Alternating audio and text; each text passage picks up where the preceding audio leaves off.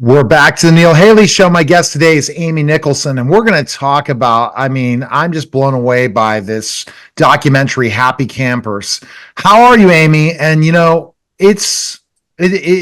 make you tear up at the end. It'll make you really understand something that of a culture that we really didn't know about that you uncovered in this film. How did it get started? Tell me. Well, first, thanks for having me, and thank you for the kind words. Yeah, I grew up going to that island, to Chincoteague Island. Yeah, they just had the pony swim. It's very famous for these wild ponies that they round up every year and auction off. Misty of Chincoteague was a book I read as a kid. Huh. um, and I fell into the campground taking pictures there, and I kind of forgot about it. And then I went back years later, and I went back when it was full in the summer, and Right. I just thought, this place is a riot. I need to know what happens here, but it looks interesting, and I just need to come in here. And so I rented a cabin for like half the summer and stayed there, and it was everything I thought it was going to be. It was amazing. We all know we rough it when we go to any type of vacation, like sometimes with beaches and different things, and you have a cabin near the beach or you have a beach house. It's not the greatest because we're spending time outside mostly. We're going to the beach, but we really learned a little bit about the whole trailer life in this discussion too, and camper life that we maybe didn't know about, because really how family gets along and how everyone, it was like relatives would come and friends would come, and they'd want these spots, and there's not many places like this. No, and they're disappearing really quickly. It's sad because if you think about it, for the most part, these are people who are not going to get on a plane and go to Europe or, fly to the furthest reaches of the earth. This is their vacation. So if this doesn't exist, then what? And why is that fair? So yeah. And kind of tell me how did, like, I heard different accents, but where is that located, this island? Oh, it's in Virginia, but it's just over. It's a Chincoteague is an island off the coast of Virginia. Um, the little piece of Maryland that sticks down Okay. continues and is Virginia, and then the Chesapeake Bay comes in. So, I mean, down there they say Delmarva because it's Delaware, Maryland, Virginia. They call it Delmarva area. But there were people there from Jersey. There were people as far away as Pittsburgh. I called them the super campers because I was like, they're hardcore. They drive 7 hours to get here, Wow. Yeah, there were people from all over. Some like an hour up the road, but most people would come a few hours to get there, and then they would stay. They would either stay for the whole summer, they would stay from April to November. A couple people lived there full time, but for the most part, they came from like the states surrounding. As we all had our beach vacations and different things, what do you think were similarities to that kind of experience when we went as family on our family vacations to the beach or to the lake or wherever versus staying there? I think the kids that get to stay there for the summer are the luckiest kids on earth. I mean, because it's sand roads. There was a swimming pool that was very nicely maintained. You're sleeping in a camper as a kid. That's like sleeping at Buckingham Palace, you know. And you get to like go out on the dock, and you don't ever have to wear shoes. And there's no curfew because there's 150 families looking out for every kid in there, So it was just this magical little bubble, and I think it was I have had people say to me, it reminds me of sleepaway camp or this Yeah. cabin we used to go to with my Uncle Jim, or Mhm. I've had people say that to me after screenings, and I think it's kind of like it's the best memory of summer that you might have, I hope. And it looks like they could stay there longer than affording a 1 week vacation or even 3 or 4 days. Oh, That somebody- sure. It was, yeah, I kept my place all the time. I went down there. I went in the winter sometimes, but it's cold and windy in the winter, and there's not much to do on the island. But yeah, the minute, March, April came, you'd see people come and open up, and then they'd had their house for the season. And Wow. a lot of people didn't leave until November. That's crazy. And it's all about that experience, right? Where you can forget about what you have to go back to. And you remember that even when they were the kind of, without giving the film away, you see specifically a real turn fast in the documentary. And I know that you have a little bit in the description, but I want people to kind of really watch the film to see exactly, because you really are you're just tickled by these relationships, this opportunities, and then life gets in the way. And that's what we have to learn. And it's sad because I mean, there should be more places like this so that people can have the opportunity, especially getting an entire family together for a vacation. When Right. you know what beach houses cost to rent, and you know what certain vacations are enormously expensive, and we're now dealing with, with inflation and everything, where it's even more expensive that some people can't even afford a vacation anymore. Sure. And if you work really hard, if you're an electrician or a plumber, or, you work in a factory, and that is your only escape. That is your respite from pressure, from bills, from, school years, and, all of that. That's your getaway. So it becomes even more magnified when you look at it through the lens of someone who, like I said, can't afford to just hop on a plane and go to Europe, And what's your hope finally for people that watch the film? What do you want them to get out of it? I hope people think about the way they live, because I certainly did. I came back it was just before the pandemic. So it was after the, 2020 election. COVID had set in and we were all on lockdown, and it was like, oh, all bets are off. What's going to happen with the world? And everybody thought about a lot of things. Mm-hmm. And me included. And I thought, wow, I was never happier than I was there. And I had nothing. I had like 2 old T-shirts from Old Navy, a pair of flip-flops, which the ladies made me burn at the end of the summer because they were so disgusting. And, and I had nothing, and I was so happy. My husband was off playing horseshoes. It was great. Absolutely. Great. Where's the best people watch Happy Campers? Where can they go? Well, it's going to be at the IFC here in New York from the 7th to the 13th. And then it will screen in LA twice, 21st and 22nd at the Laemmle Monica and the Laemmle NoHo. And then it will be on Apple September 10th. Okay. Can't wait to September 10th for our listeners. But if they're in those areas, they definitely need to check it out. I appreciate it, Amy, and thanks for stopping by.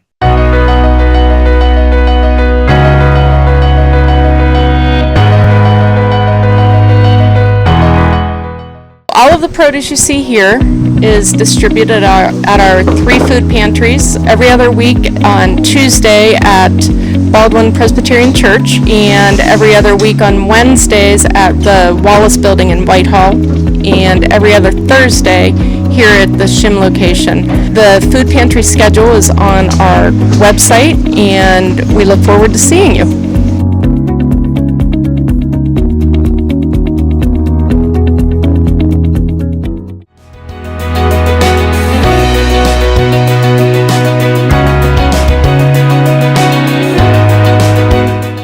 My guest today is Amy Sarah King. We're going to talk about the attack of the Black Rectangles. Amy, thanks for stopping by. How are you? I'm doing all right, Neil. How you doing? Thanks so much for having me. So what made you write this book? And again, especially we're getting close to Banned Books Week, which is September 22nd to 28th. That's right. That's right. Well, I mean, the hardcover came out 2 years ago. And so this week, the paperback was released. And so that's why we're talking. What made me write the book is that back in 2018, my son, who's now a senior, was in 5th grade. And he was in a literature circle. And they chose that particular, 7 kids, we'll say, chose one of my favorite books, The Devil's Arithmetic by Jane Yolen. And when they all got their books, listeners can't see what I'm showing you. They went through them and found 2 areas where there were big black rectangles covering words on the page. And so they wanted to know what the words were, and then B, once they figured out the words, and they felt They feel pretty underestimated and like, this is stupid. So immediately, once they figured out what words were crossed out in a Holocaust novel, I might add, in a very intricate, like a very serious scene in a Holocaust novel, they wanted to find out who did it and why, and they couldn't figure out why. So slowly they go and they figure it out. In the book, in real life, I did the same thing, but after 3 meetings with the principal and whatnot, I just kept getting condescended to, much like children. I just kept being like, oh, then you wouldn't care about this if you weren't an author. And I'm like, actually, I've been many things in my life, and all of those things care very much about this. This isn't right. This is a slippery slope. And back in 2018, they were like, well, a slippery slope to what? I'm like, censorship, like actual banning books. Oh, we're not going to ban books. Well, let me tell you, things have changed since 2018. And so I accidentally was right, though I really didn't want to be. But here we are, right, Neil? Oh, absolutely. Banning books, all the different things. And I think it's just based on specific just districts choosing what they want to do when it might not be the right thing to do. And ultimately, our sense is censorship right or wrong. And that's, I guess we're not to talk about that more about the book without giving it away, but ultimately that's what this book goes through then pretty much. Right. I wanted to write a better outcome than what I got, because I got blown off 3 times and then I had to go back to work. I had to be like, all right, like I don't have time to try and explain basic stuff to you guys, which is really interesting because these were higher level administrators. They, we have to remember that the art, the task of reading and the study of reading, we have experts on this, right? I teach grad school for children's literature, so I'm an expert on children's literature. I'm an expert on writing children's literature. There's certain parts I'm not so great at. Certain parts I'm more things that are in my wheelhouse. Right. But there are educators out there who are highly skilled in talking to you about what reading does for the mind, what reading does for the emotion center, what reading does for a child, how reading something you don't agree with helps you, how reading something that's different from your own experience helps you, et cetera, et cetera. So it's sort of like interesting that when we come to like what you just said, these districts that are making these decisions, the people who are making the decisions are not the experts. They're making the decisions against the experts and calling the experts names, and calling them really bad names and really sort of, But see, the districts think they're Almighty God, and that's the honest truth. Is the boards do, yeah. Or former educational advocate, and when you go into these districts, ultimately you are a child. We're to be told what to do. It doesn't matter your education background. We're the educators. We have the degree in education, or we have the certification in education. So sorry, or of this certification. So your opinion doesn't matter. And that's the biggest problem. I mean, ultimately, I was going back into school today to talk about to my kids that I now have primary custody with. And I went and I had the conversation with the district. I'm like, hey, don't worry. I've got this taken care of. Former teacher, educational advocate. I know IEPs were good and they didn't look like, it really seemed like I was a resource. It's like but see, if you didn't know I was an educational advocate, I do punch back, because that's the one power of having a child with special needs. You do have a little bit more power in the district than the average parent. Yes, I guess there's some reason, but I think we should all, based on our tax dollars, have that ability to be able to have a public forum and not make it where it's a dictatorship based on whatever the board thinks and things like that. That's for sure. Yeah, I think it's important, because I'm somebody who goes into school I advocate for my children as well over the years. And like, it's funny because people will say things like, well, we want to do opt-in instead of opt-out. I'm like, listen, why are you doing that? Listen, you can opt your child out of any book. And then I love being able to look at them and saying, I've opted my child out of books because of the experiences they've had in their life. There's a reason why they really shouldn't read certain things. It's going to be right now, maybe later, if they'd like to read, Persephone later, that's fine, but not right now. And so it's just sort of, it's we have that power inside of every school curriculum, every school sort of policy has that opt-out built in, but it's not good enough for some people. They want to tell you what your kids are allowed to read. They want to tell me what my kids are allowed to read based on what they think about A, B, or C. Well, I think all kinds of things, but nobody's but if I went in there and said, I'm a pacifist, I don't want any books about war anymore, take them all out, they'd be like, you're crazy. And I'm like, that's the exact same as taking books about the queer experience, the LGBTQ experience, or lately, I mean, the biggest ones are history. There's LGBTQ community has always been an easy target. Queer kids have always been an easy target for adults who have hate.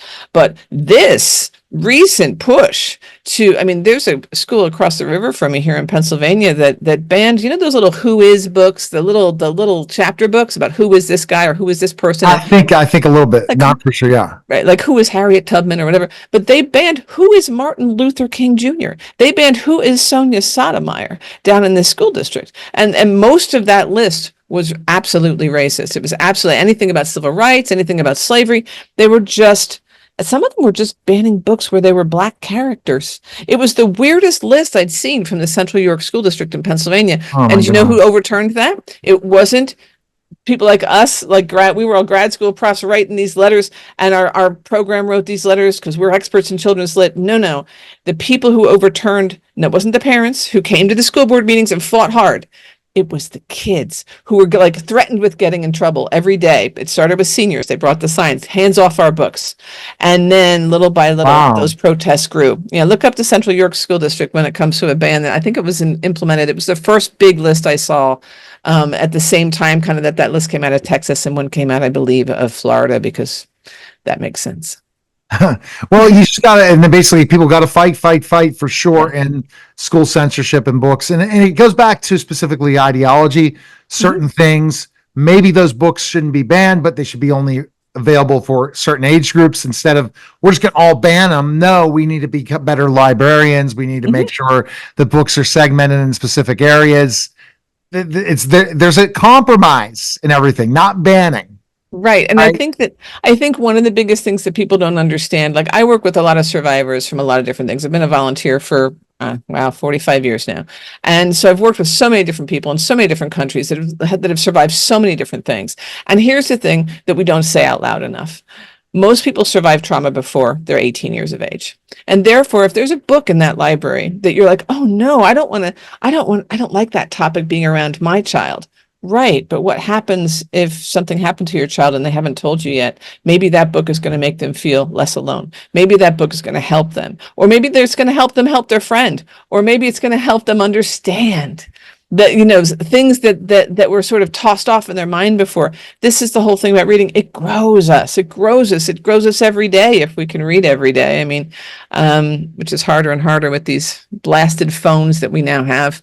Because at least I don't know about you, but I have to really work to put my phone down to actually read a book. But anyway, that's the power of books. Books can really heal. I think every one of us, I think most of us probably have a book that we can remember from our childhood that went, oh yeah, that one changed me. Mine's right here, actually.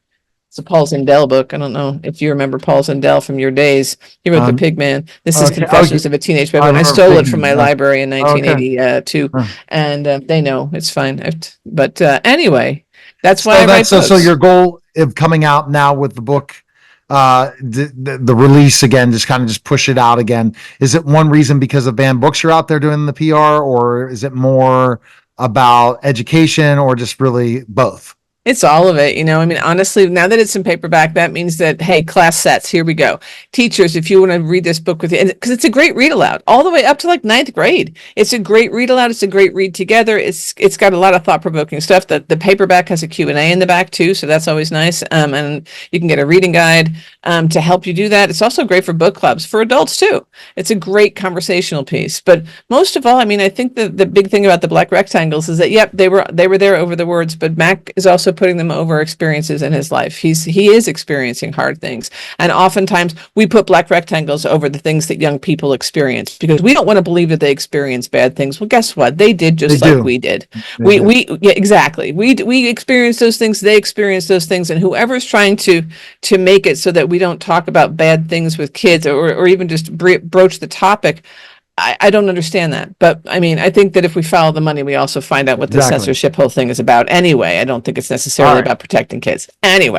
Perfect. Best place people can purchase a book. Where can we go?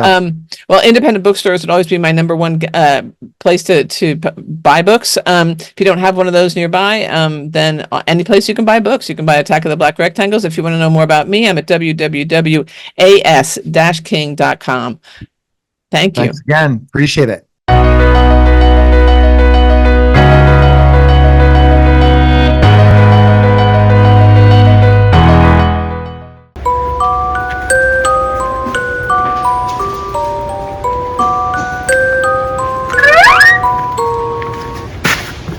Don't move.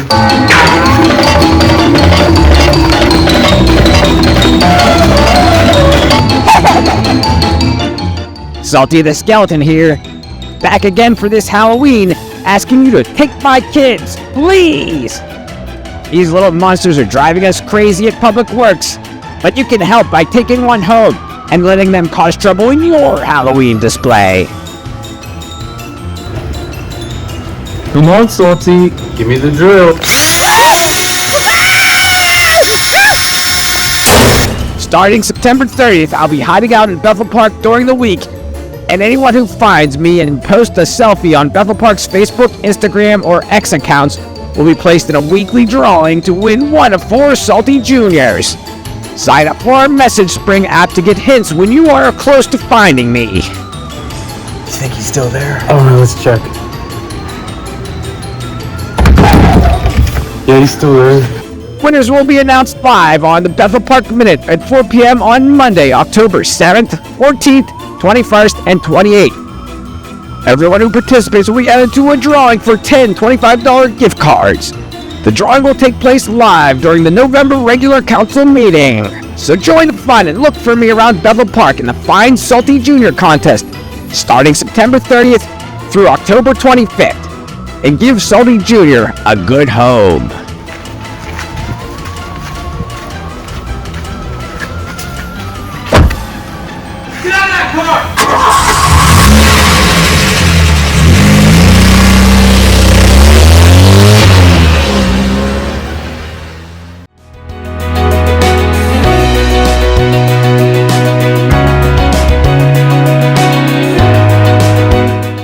We're back to the Neil Haley Show, and you know what? It's very, very interesting. This is the most challenging time in this country, and as a show that interviews all types of different people, I understand where we are as a country and in specific topics that are like, they're off limits. Well, my guest today is David Summerall.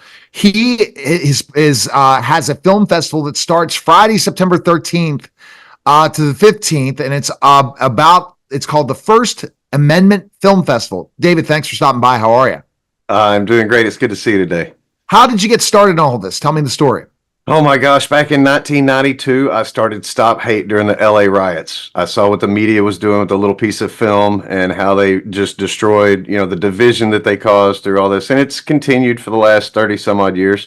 Nothing new. So we fought the demand free speech issues several years ago, moved into the Stop the Steal rallies, went to DC on January 6th, took a film crew, spread out to film, knowing that the media wouldn't tell us anything that happened that was true that day. So, I put out several documentaries about January 6th. I've testified in 9 trials. I'm really involved in that world with the defendants and their families, trying to just support these people and show them that they're not forgotten and they're appreciated. So that led to, in making those documentaries, meeting all these other the guys that do these things, because I'm a carpenter. I just fell into this. So it's been great to watch guys like Mickey Willis or David Clements or Chris Burgard and see the films that they do. And so we decided to put together a complete collection. It's funny because you try to tell people stuff and they listen, but they don't get it. They can't put it together.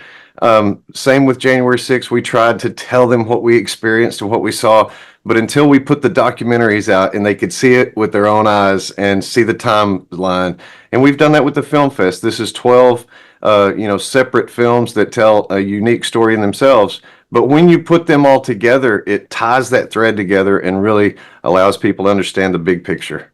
And that's the big picture, David, is basically, you know, that that things are being hidden. And Yes. so would you say the theme is January 6th, a lot of it? The whole You know, a lot, the middle is, but we really start with COVID and the pandemic, you know, Mickey Willis, The Great Awakening, and then we go into the vote issues, David Clements, Let Our People Go.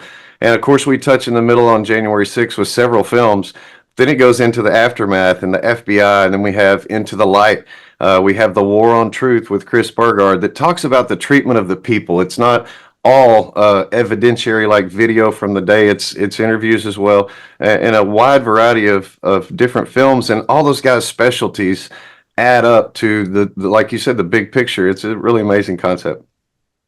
No, absolutely. And that's cool, man. And I think that, but again, what's going to happen if somehow Trump does not win this election? How in the heck is anyone going to be able to speak up about these things or have podcasts or anything moving forward? Meaning you're not going to have your opinion anymore. Your opinion won't matter. It'll be completely controlled. I think the hardest part has been trying to explain that to people. You know, we can only do that by example a lot of times. And we've tried to say, look, take for instance, Daniel Goodwin, the guy that's worked for me for 5 years, went in the Capitol for 37 seconds. They tried to put him in jail for 20 years. And on his probation, they said they're going to put spyware on his computers for misinformation. And if he broke his probation, he could go back. What is misinformation? Who decides? And that's where the propaganda and the narrative all plays into this. And people have to understand it's happening whether you look at it or not. They're setting precedent for all you with us and what they're putting us through in the legal system.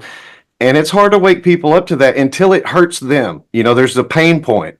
And, you know, it's kind of like Mothers Against Drunk Drivers. Until your kid gets hit by a drunk, you're not going to join. You're not going to go to the meetings. But once he does or she does, you're involved. And this is like the FBI. Once they knock on your door, it's too late to prepare for that. You have to really, you know, have your network, have your family, have your support and your numbers. It's a different process. No, it's definitely a different process. And that's the fear. You know, as a journalist, what can you do and who can you have on? That's right. That's right. And I think that's the strength in this. So when we started talking about this film fest, the guys just gravitated toward it. Look, these are the censored films. There's our new company called Unredacted Media, and we want to show the stories, the movies, the books that the media and the censorship machine has taken away from the people. So it's unredacting all that information. And the other sponsor is American Gulag Chronicles. You can go to lettersfromprison.us. Those are the books from the prisoners. So they have been censored as well. It's the letters from prison from these J6ers. So as a sponsor, they know the importance of getting this information out. The filmmakers saw the importance of kind of getting on board with a team that's going to try to beat the censorship machine and get this information out to the public. And there's really a bonus to all this. I want you to know, Neil. It sounds great. Yeah, a live stream event. But I might not make it in time. I might not see the whole thing. I may not have the weekend off. I get all that. So what we're going to do is make an after edition, a post-production edited version that cuts out the gaps, because Friday night's not going to live stream, just Saturday and Sunday.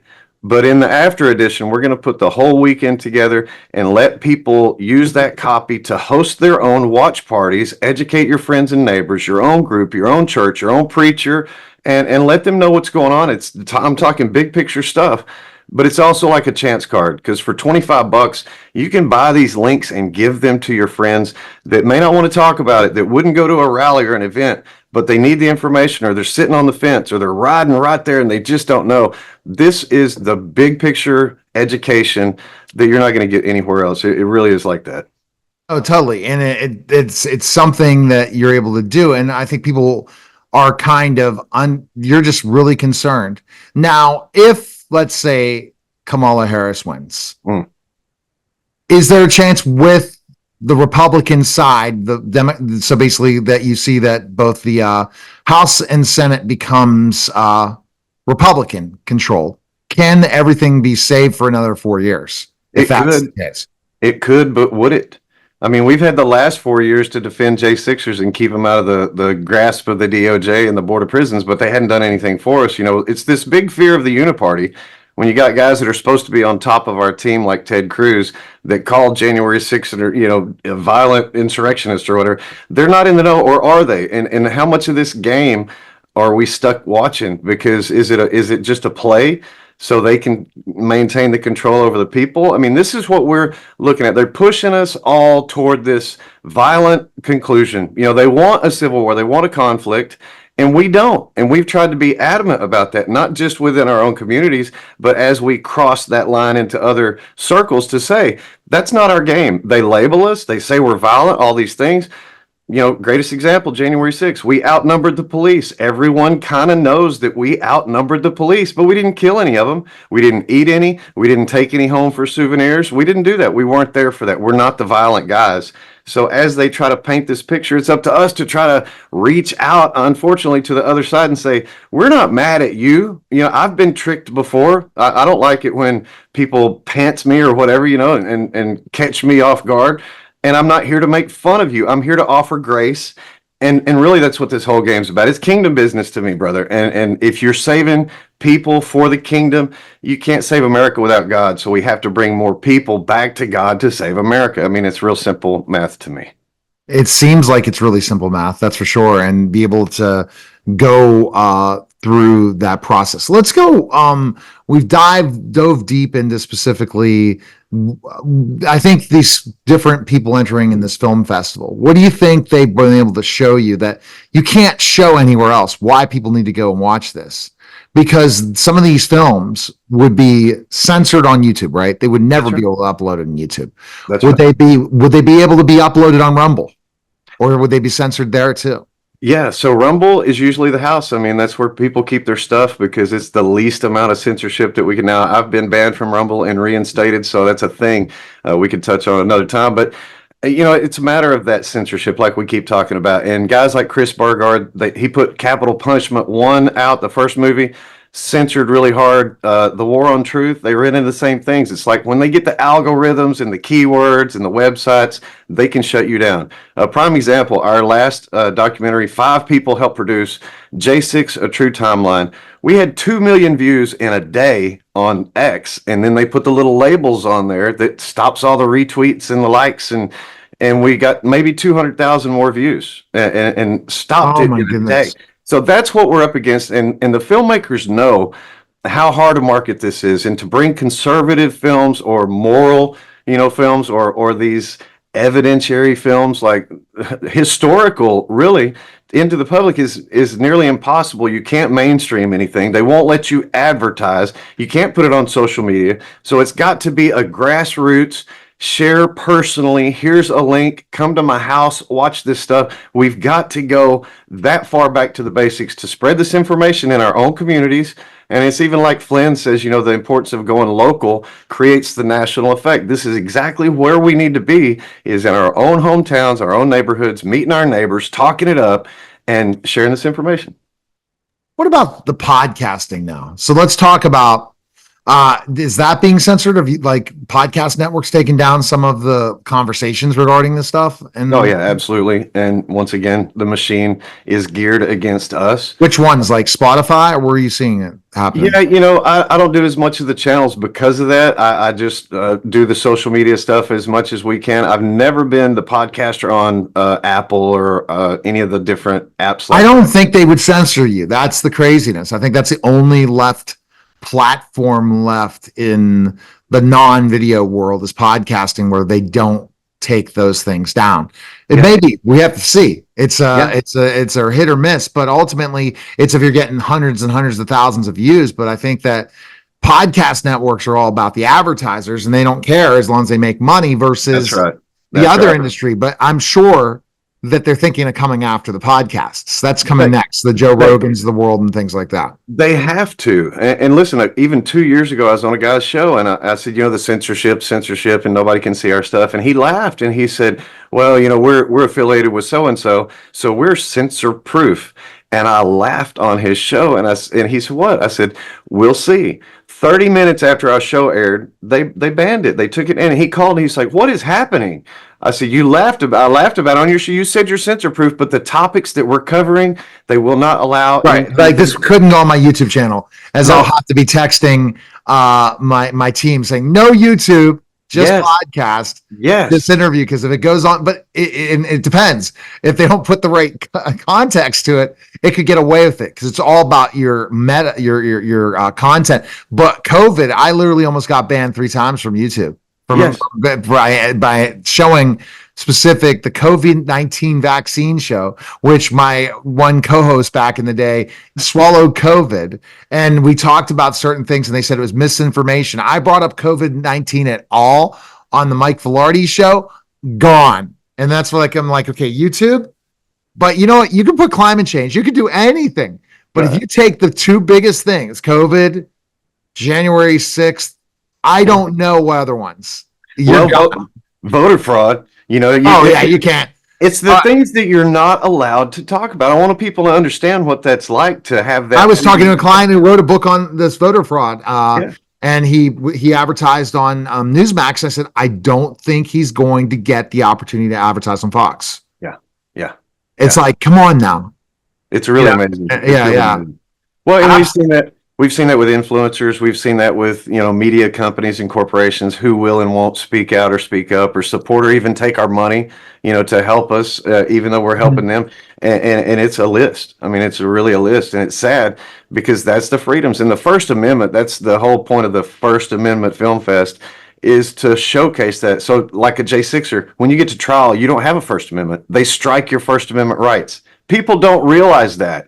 When you get to court, the prosecution says they will try to hide behind they were protesting. Well, they were protesting. You're taking the very reason they were there away. How do you defend yourself that you were there to overthrow their democracy if you can't even say, I was there to protest or to pray or I'm with the media? No, that's off the table. That's why it's such a kill box. And that's where, like I said, I have to tread a fine line of who's the guest. Even though I've had Linda Yeah. McMahon on my show, I've had, but the thing is, they haven't talked about specific topics. That's the big thing. If we're going this deep into the rabbit hole, and thank goodness I could put it on the show because I'm not giving you my opinion. I'm giving someone else. I'm a journalist asking the questions, but ultimately I know at the end of the day, everything is about big pharma, big this, big that. And I think that former President Trump is messing up by going after the pharma now. All these things, it's death for him. You're exactly right. It's global. It's no longer an American thing. This is global. Same FBI went to Canada, same FBI went to Brazil or to the UK. This is such a global thing on the crackdown. We're seeing it in every country. They test it in the UK, they bring it here kind of thing. And look, how does this self-censoring feel? I mean, I don't like it. I don't think it's comfortable. I think a free speech absolutist where you can say whatever you, if you want to be an idiot, say it so other people around you will know you're an idiot, and that's fine. But to self-censor, that's a harsh thing that we deal with on social media, on our websites, on our podcasts every single day.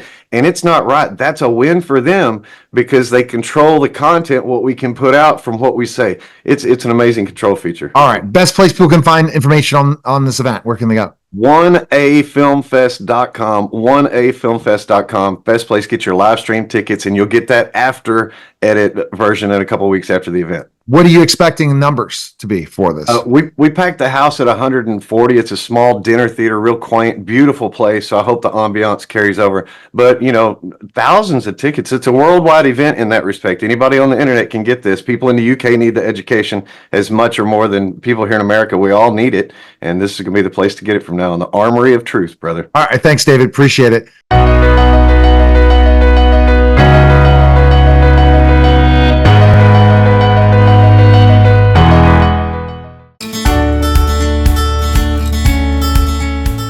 Hi, my name is Riley. I am a student at Bethel Park High School, and I'm here at one of our annual blood drives. And I'm here with some of my friends today, and we're going to talk about why it is important for everyone who can and is able to donate blood.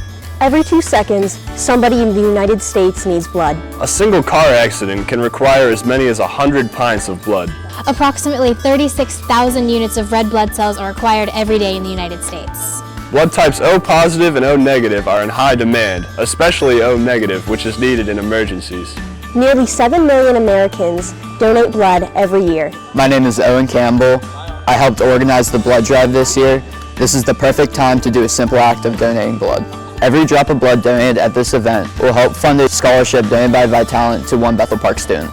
The good news is, donating blood is a safe and effective way to help your community. Donors must be in good health and meet certain weight and age requirements. Some restrictions apply, such as waiting periods after certain events. So please come out into any of our blood drives and make a difference in people's lives.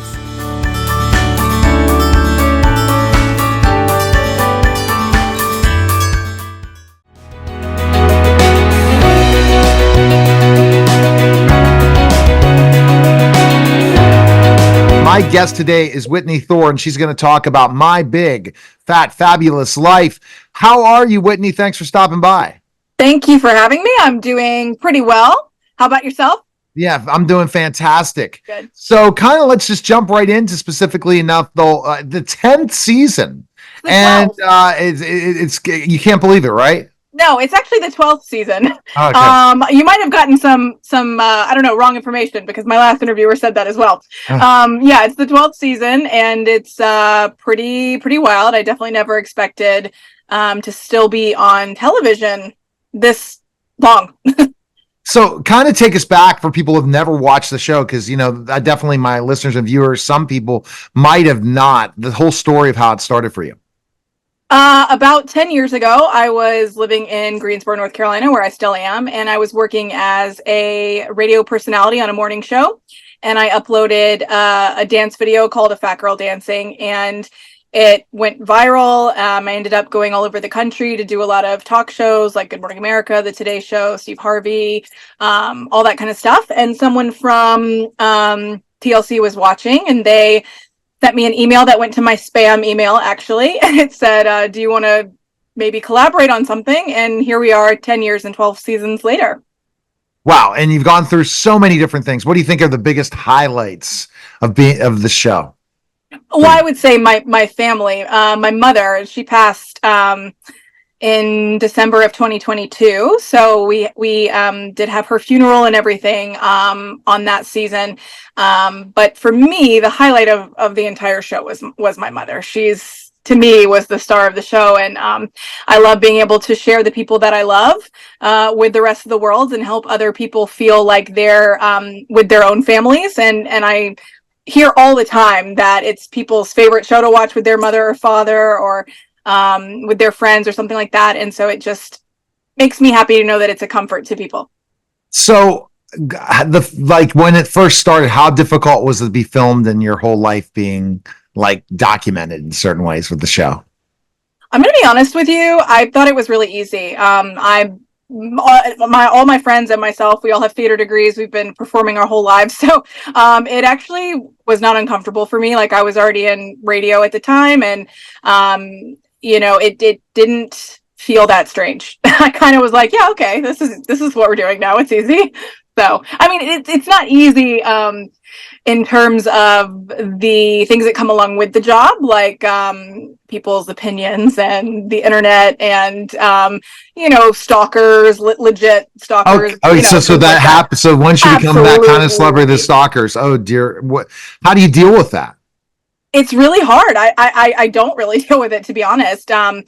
Actually, in the beginning of this season, in the premiere episode, we saw like my house getting egged.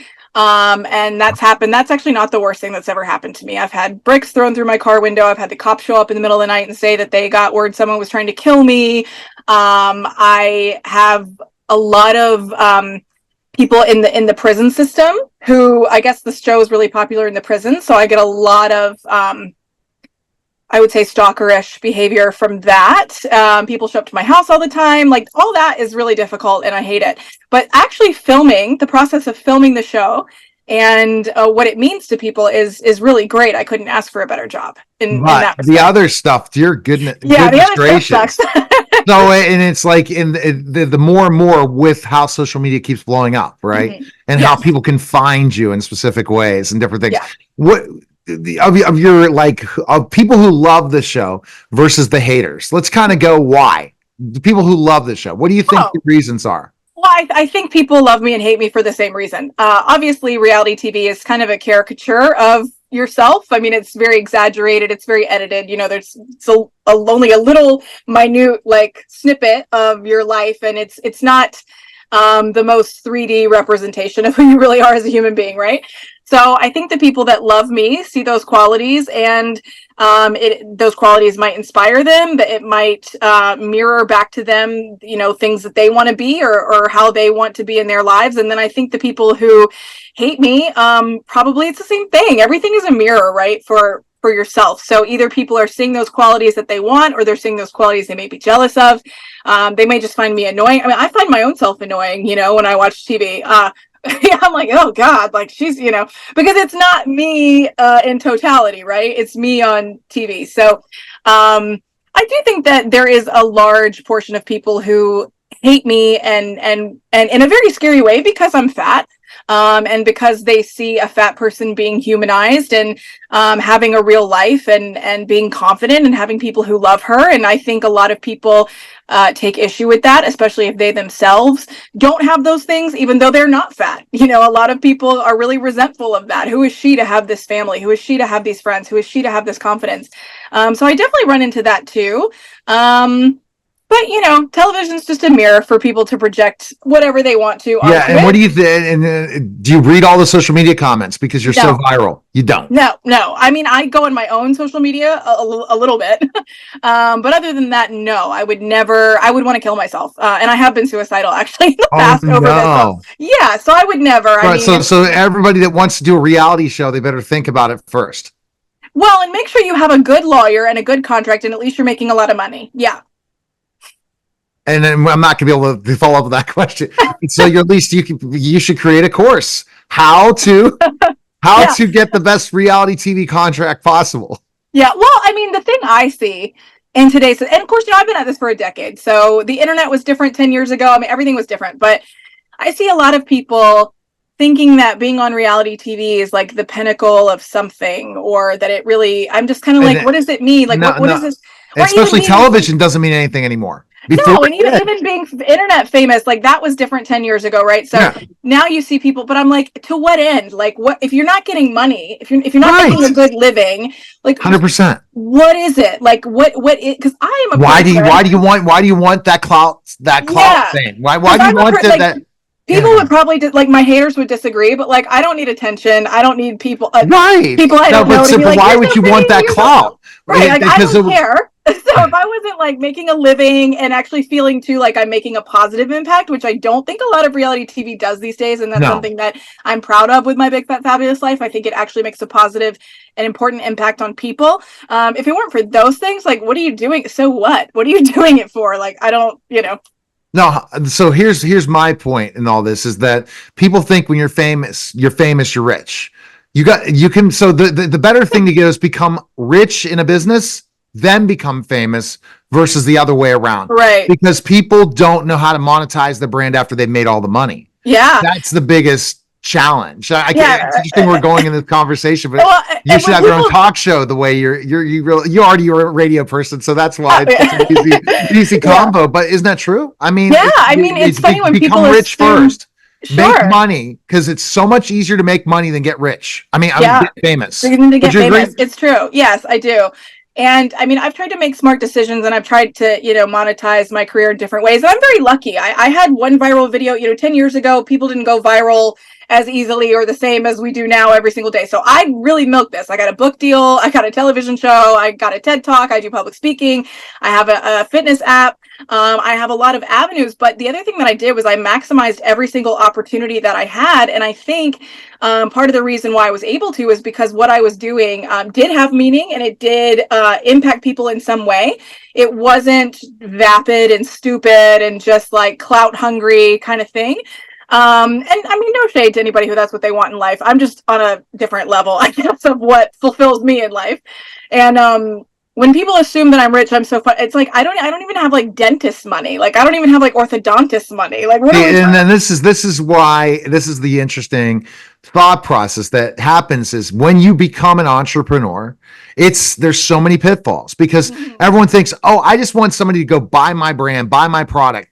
No, you're going to make money with service-based businesses. You're going to make money with all the traffic. That doesn't mean all those people are going to buy. Sure. Like I say, okay, now you post this and tell everyone to go buy this specific product. That's not guaranteeing a sale at all. People don't understand that. Right. No. It's about the product. It's not And the about- value. I feel like I really have to provide like value to people in some way. And you know, the other thing about just, you know, the money that you make from reality TV, people, I don't know what people, I think people bullshit on the internet a lot, right? Like, Yeah. and I'm I'm an 8-figure learner, or I'm a 9-figure earner. Why are you Yeah, busy yeah, yeah. trying to go Like- after $2 earners, right? Right. I drive a Kia because I want to. I live below my means, you know, because I don't care. Certain things I care about, certain things I don't. But, you know, reality TV is extremely cheap to make because most people will do anything to be on TV. Most people would do it for free, Yes. you know, and Well, look at it's the easy crazy to- stuff they do on TikTok just for clout. Yeah, exactly. And it's easy to just pick people up who don't have any sort of business sense or any idea of like what they're worth or what they should be paid and offer them a reality TV show. And they think, oh my God. And it was so funny. I was talking to my little cousin, like second cousin the other day. And he said, are you on TikTok? I said, yeah, but I don't really post. I have like 100,000 followers on there.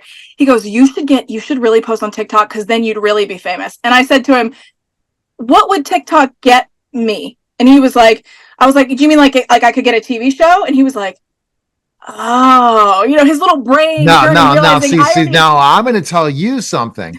TikTok, if you can make the money that they make on TikTok lives, then you got a deal, right? Sure, Some of these sure. And people, I mean, obviously, I can make more brand money and stuff like that on oh, TikTok. oh my gosh, was like so like funny. Pinky Doll makes Yeah. like I think $5,000 an hour or Yeah, it's crazy. $10,000 now on But just he thought, you know, doing he thought to AI. himself, you know, because I just thought, what would I get though besides TikTok? And he realized, like, oh, she already has everything that like TikTok could maybe like. What else could I get? Like, I already have my own TV show for 10 years. Like, what's the end goal here? So it's interesting to see the way that things have changed. And But I think I'm you're pretty happy with the definitely, way that I but do you're things. making a difference. People are going to remember you once if ever the show ends, right? Well, I was gonna You've say. created something that's a huge brand. People know you all over the world. You're famous. I Now have the you best have fans though. Like seriously, when I meet people, when I'm out of my house, which is not often, but when I am, whether it's here in this country or it's all over the world, anytime I travel, I meet people, tourists and locals and everything. Because the show airs all over the world, and it never ceases to amaze me how affected people are in so many wonderful ways. And it's easy to forget because on the day-to-day basis, I'm just with my crew of like 20 Right. people, my family, my friends. I'm just filming what feels really mundane stuff. And I forget that millions of people all over the world are really getting value from Right. this. And to me, that's what is important. If I was doing something vapid, I wouldn't be doing it. I barely even touch the internet because I just mostly don't care, you know. But I'm very lucky to have done a show for a decade now and going into when this season ends, hopefully I'll go into season 13. I think it's really special. I don't think a lot of shows, I mean, I don't know the statistics, but I don't think a lot of shows last this long. And I don't think No. a lot of shows have the kind of fan base that I'm lucky enough to have. So I'm really, really grateful for everyone who watches and supports me. And yeah. Let's look lifestyle brand. I mean, it sounds like you're creating a lifestyle brand, but that's probably your next thing. It's because of your, we don't even know how many fans you have. It's a tremendous amount. How can you continue to grow your lifestyle brand to help people in other ways? It's very interesting. You Right. talked about your fitness app. Mhm. You talked about all those different things. We'll get to those things, but what should we expect this season from you? Well, this season, I think we're almost wrapping up. I don't know how many episodes are left, but there's a few, and I have a really exciting trip coming up, going to Spain to celebrate my 40th birthday. I'm now almost 40 and a half, which has been traumatic, but the trip was really amazing and invigorating and inspiring. And it kind of took me back to my roots because I did a lot of dancing and I haven't danced in a little bit. So I think viewers of the show always love to see that because that's what, you know, we originated from. So anyway, it's an amazing trip. It's just beautiful, stunning, wonderful. And a few surprises are still left along the way, that you'll have to tune in for. So I'm excited about it. Wonderful. Okay, that's that. So let's talk lifestyle brand. I want to Sure. hear what you're. Look at me, because again, you get get a call with somebody who's a marketer. Go figure, right? And it's just brainstorming ideas to put that to the show, as people say. Because I listen to people. My number one talent, according to Gallup, is ideation. I come up with ideas. So let's hear all your different stuff and brand, what you're doing lifestyle brand wise. Yeah. Well, I mean, right now, like I said, I have my fitness app that I focus on. A lot of times I've thought or been asked if I want to do fashion or clothes, and yes, I could, but to be honest, it's not something that I'm super passionate about. So I don't feel like that would be the best avenue for me. I think it would be something easy to do, but I just don't feel the passion for it. So I don't know that I'm into clothes and fashion. However, I'm also, I'm kind of into sex toys, to be honest. I represent a couple brands, and it's really been very liberating. And we actually, we had a lot of that on this season. I threw a bachelorette party for my niece, and there was a lot of that involved. But I've really come to realize that makes an impact on a lot of women my age, who have never yet discovered or explored their sexuality. And there's so much shame behind it. And being a person who my whole career started on eradicating shame around my body, that just feels really natural for me. And I've been surprised at how good I feel, like helping other women also feel good. So that's something that I can really see myself like delving into even more in the future, because I think it's important in society to kind of erase that taboo. And that's the time if you have the time, right? I honestly think that's what it is. It's like you're so busy, with all the different projects you have. It's like, how do I have time to focus on another thing? Well, I'm only going to focus on, like something I'm really, really into, like the clothing and all that. It's like, nah, like if I was super passionate about it, I could find the time, but I'm not that passionate enough about it. And I don't like to half-ass stuff. So. Well, I would definitely take the advice, jump on TikTok, go live, and just go and be able to raise money for somebody. That would be something for you to definitely think about. That would all I'd say. But I mean, ultimately, the next phase, how many years do you think you'll do the show? If you could do it. Oh my. Well, at this point, now that we'd be going into season 13, now I feel like it has to be at least 15, or then I failed somehow. When it was 7, I was like, oh, it's got to be 10. And now that it's 12, it's got to be 15. So maybe 15. All right, 15 years, and then on to something else. 15 seasons. 15 seasons. Yeah. No, is there 2 seasons a year? There were, in the beginning, there was more than 1 season in a year. So it's been 10 years, but 12 seasons. Yeah. Okay. I got it. Okay. Oh, well, fantastic. People can check you out easily. Go to TLC, but I guess the cool thing is Max. They can go, if you're really crazy, you want to go stream 13 seasons, go right now. Absolutely. That's the cool thing, right? Is when you find something and you say, well, I just found this person. Now I got to go and binge watch it all. Right. I get that a lot. So I was like, I just found your show yesterday. Now I just finished the season, like all of them. I'm like, Jesus, did you eat? Like, how did that happen? Exactly. But that's it, the binging. And they're trying to eliminate that on streaming networks. Can you believe that? No, don't take us back to like 1993. Don't do it. No, I'm telling you, Paramount does that. Other people do that. And I'm like, and even not Amazon does that. It's not that way on Max. So download Max and there you go. So we can sell Max. Exactly. But there's so many different streaming networks, but we need content. Thank goodness you're producing content. Well, thank you. Because there's so much to binge. Best place people can go. Like check out the lifestyle app and all the different places where can they go. If you just go to my Instagram at Whitney Way Thor, and you can also go to my TikTok, and maybe I'll start posting there. It's the same, Whitney Way Thor. No, you need to go live and go ahead and start talking about things. You really do. All right. I will do it. Thanks for the advice. All right. Take care. Thanks, Whitney.